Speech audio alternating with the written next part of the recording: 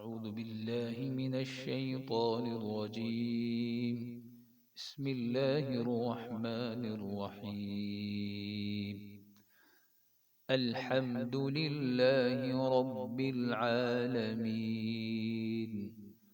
الرحمن الرحيم، مالك يوم الدين. صدق الله العظيم. الحمدللہ ترجمہ تفسیر کا آج ہمارا 13واں سبق ہے۔ تو سورہ فاتحہ کی ابتدا ہو رہی ہے، تو 3 آیات میں نے آپ کے سامنے پڑھی ہیں۔ تو اس میں ہماری تجویدی قابل غور باتیں الحمد کی ہا کہ جس کو عام طور پہ ہم ہا پڑھتے ہیں الحمدللہ، تو یہ قابل درست ہے کہ اس کو ہا بنا کے پڑھا جائے۔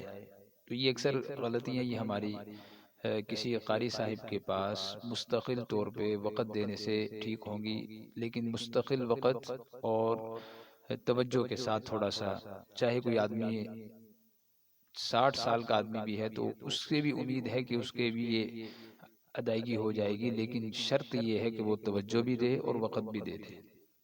سب سے بڑا مسئلہ ہمارا یہ ہوتا ہے کہ بڑی عمر میں جا کے وقت دیے بغیر ہم چاہتے ہیں کہ ہمیں سب کچھ آ جائے، تو یہ ناممکن چیز ہے۔ وقت دیے بغیر تو کوئی آدمی 4 ٹکے نہیں کما سکتا، تو وقت دیے بغیر اتنی بڑی قرآن کی تعلیم وہ کیسے اس کو خود بخود آ سکتی ہے؟ تو انشاءاللہ وقت دیں گے، اور اپنے محلے کے، اپنے علاقے کے جو اچھے انداز سے پڑھنے والے قاری صاحبان ہیں ان کو آپ وقت دیں تو انشاءاللہ آپ کے یہ حروف درست کروا دیں گے۔ چند حروف ہیں، ہا ہے، ہا ہے، قوف ہے، کاف ہے، طا ہے، تا ہے، زا ہے، دال ہے، ثا ہے، سین ہے۔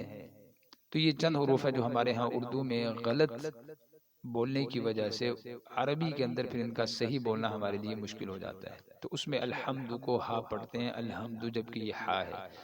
الحمد للہ رب العالمین، یہ عین ہمارے عرف کے اندر حمزہ ہی پڑھا جاتا ہے۔ عالمین، عالم، عالم تشریف لے آئے ہیں، عالم آ گئے ہیں، عالم ہم لفظ بولتے ہی حمزہ کے ساتھ ہیں، جبکہ یہ عین علیحدہ حرف ہے، حمزہ علیحدہ حرف ہے۔ رب العالمین۔ دوسری آیت الرحمن الرحیم، یہاں پہ را دونوں میں موٹی ہوں گی، اور الرحمن میں ہا، الرحیم میں ہا، یہ بھی ہا پڑھنا غلط ہے۔